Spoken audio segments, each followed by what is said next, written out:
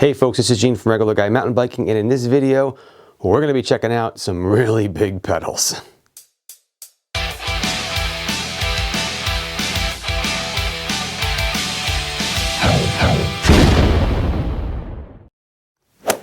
Hey folks, Gene from Regular Guy Mountain Biking. Once again, thanks so much for tuning into the video.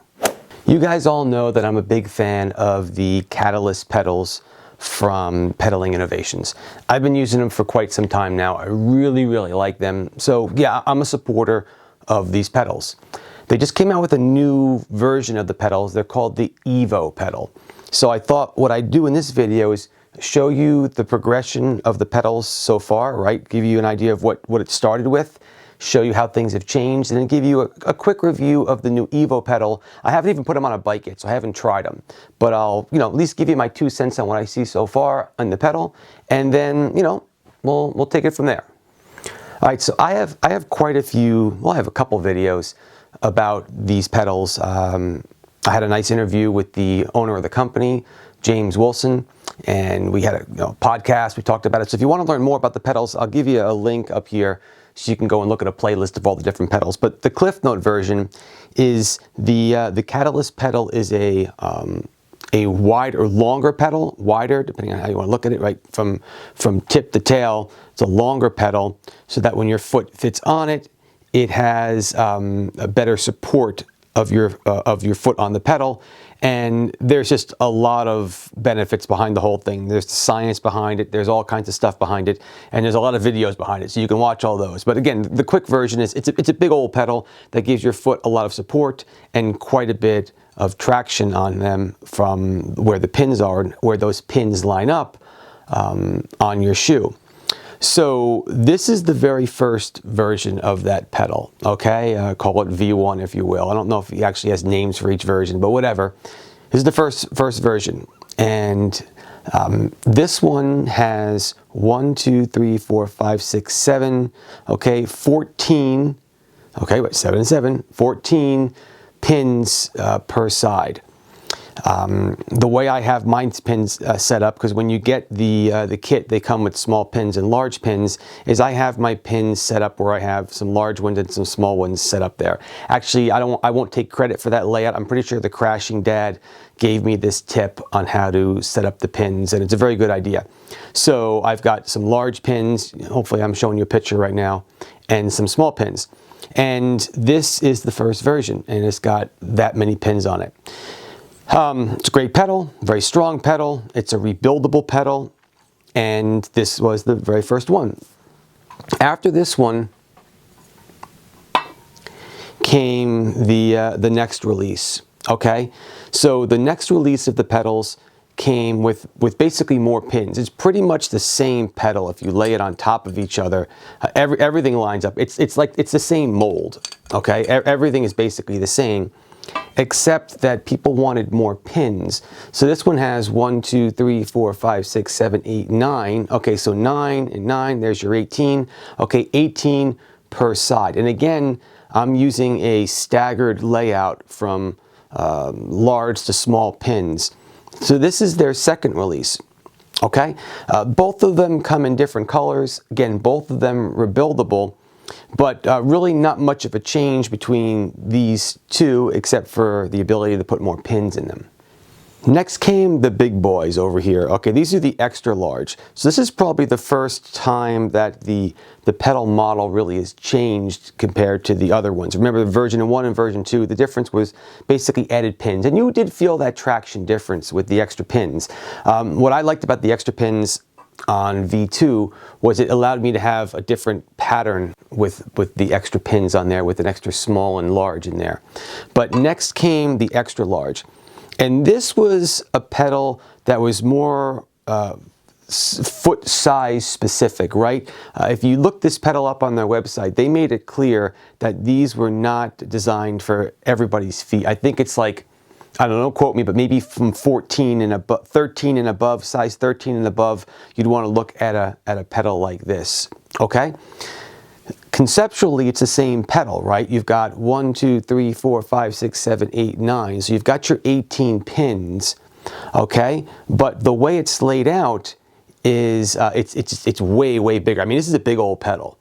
Okay, the idea behind this one was, again, with a longer foot, you spread out your foot across the pedal better, and in the end you actually got more traction because of the way your heel and your toe laid on the pedal. Okay, big old pedal, right? I have size 10s, so I don't even really try to use these because technically a smaller foot really wouldn't work as well on a pedal this big. But this was the only pedal so far that they made a more of a structural change. Okay, now here's their latest release. Okay, and this is the Evo pedal. Now the Evo pedal has made some changes. There is some changing, okay, in some of the structure of the pedal. If you take a look at them on top, there is some differences in the way the mold is made. That's because of the way the pins are set up on this one. There's also a change in the internals. Okay, if you notice, okay, there'll be people that are going to talk about this. This does not just free spin. They redid the bushings and the bearings and all the guts inside of this thing to simply just make them even stronger. And I asked James about this because he's basically saying, look, I mean, he's going to get slack on this because, look, this thing doesn't spin. Now take a look at V1. Okay. Technically, the innards in this one is a better design to handle the pressure. And anyway, I'll get you more information on it later on when I actually do a full review on the pedal. But regardless, what's the difference with this pedal? Technically, it is a little bit lighter. We're talking only a few grams, like 10 or 15 grams, something like that. But theoretically, it is lighter. And the point between the lightness is this. V1 had less pins. Technically, V2, which would be the next version, right? Since it has extra pins, believe it or not, I mean, no big surprise. Well, no, it's easy to believe. It's a little heavier, right? Because there's more pins. What the Evo does is it brings the pedal with just as much traction back to an even lighter weight than version 1. The other pedals all use the grub screw type pedal pin. The pro to that is it's easy to find, right? I've been able to find those pins at my local hardware store. The con to that is that they're a pain to remove when they get beaten up, which they're always going to get beaten up. And I'm actually going to do a gears video on methods to remove stuck pins in your pedals. And that's just the nature of that design, the pin design. Once the head gets ripped over, you can't get an Allen key back in there, and you've got to do some different methods of getting it out. This pedal has more of a pedal specific type pin, and that pin, it screws from the back of where it comes out. So you'll always be able to get these pins out because this isn't going to get damaged from rocks, just the pin part will.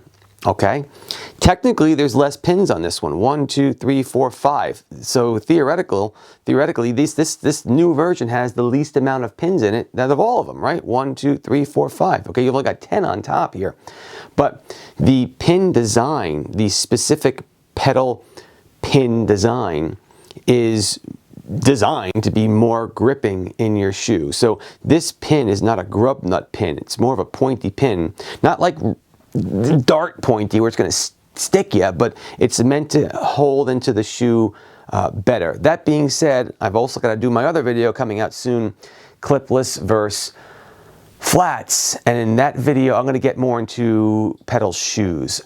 Okay, but the big difference between this one and the other pedals is it is a little bit lighter. There is new innards in it. Also, this one gives you the ability to upgrade and get tie spindle inserts, which would definitely make it lighter. Okay, so you can upgrade these with a tie insert. Okay, and in time he will actually will have pedals that you don't have to upgrade. They'll just be selling them with the tie insert in them already. And then there are new pins in this pedal, and this is the new Evo pedal. So like I said, I make it completely transparent. I'm a huge fan of these pedals. These are the only pedals I use. I bring these pedals with me on the Regular Guy mountain biking meetup rides if you'd like to try them. The Evo pedals will be on my bike, and I'll start giving these a test. I'm sure I'll like them just as much as I like all the other pedals, but I will give you a very honest opinion. I am a little I'm a little concerned about having less pins. How am I going to feel with the traction? I'm a little concerned with this pin being a little bit smaller. Is it going to break off easier? You only have 10 pins, so if it burns over, you know, or hits a rock, like, I mean, I don't know if this is a perfect design yet, but I'm going to do a review. I'm going to find out, and I'll let you know how they work. I'd love some comments from you guys down in the comments section of the video. Tell me what you think. Have you used these Catalyst pedals before? Have you heard about the new Evos? What are your thoughts around the new design? What do you think about these new pins? Do you think it's going to be good, bad?